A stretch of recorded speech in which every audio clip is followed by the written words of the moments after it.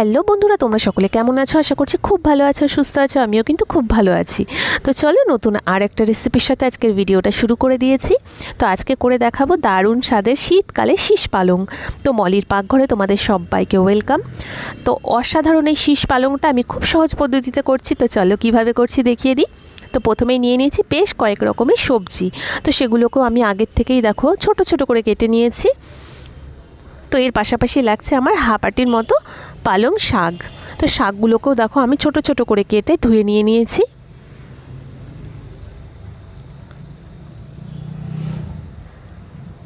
তো সমস্ত সবজি আর শাক কিন্তু আমার কেটে ধুয়ে রাখা রয়েছে। আর লাগছে ফোড়নে 5 ফোড়ন,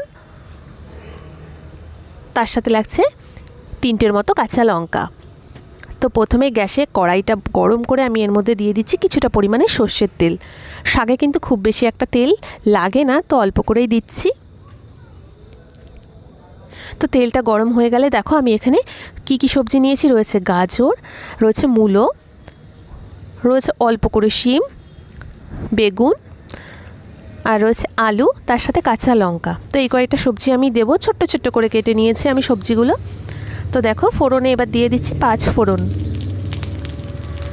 তো অল্প করে ফোড়নটাও দিয়ে দিচ্ছি। তো একটু ভাজা ভাজা হয়ে গেলেই আমি এর মধ্যে এক এক করে প্রথমে দিয়ে দিচ্ছি বেগুন, শিম, আলু। তো এইভাবে করে সমস্ত সবজিগুলোকে এক এক করে দিয়ে দেব।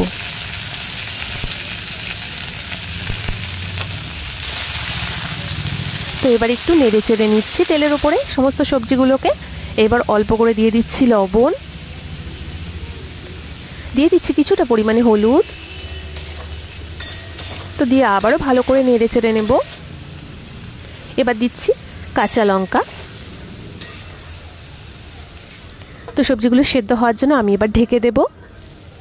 তো আমি কিন্তু পালং শাকটা একদম জল ছাড়া ঢেকে ঢেকেই করব। তো দেখো সবজিগুলো কিন্তু ভালোই নরম হয়ে গেছে। তো 5 মিনিট পরে দেখো সবজিগুলো নরম হয়ে গেলে আমি এর মধ্যে যে কেটে রাখা শাকগুলো রয়েছে শাকগুলোও দিয়ে দেব।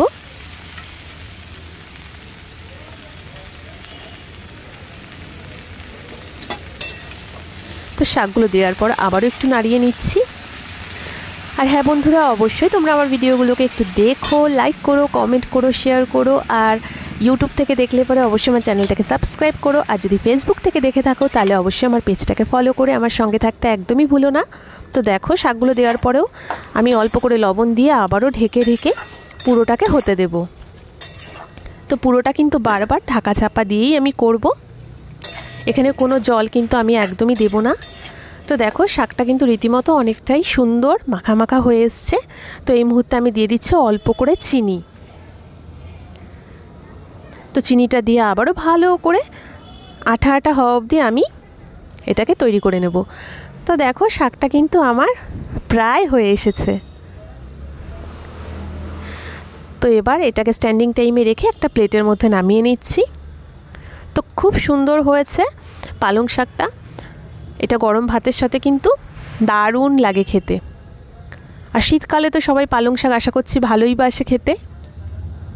তো অবশ্যই করে দেখো, একদম বিনা মশলায় কিন্তু আমি শাকটা করেছি। আর এর মধ্যে কিন্তু খুব একটা মশলা যায়ও না। তো এরকম নতুন নতুন ভিডিও নিয়ে আবারও খুব তাড়াতাড়ি দেখা হবে। তো এখনের জন্য টাটা।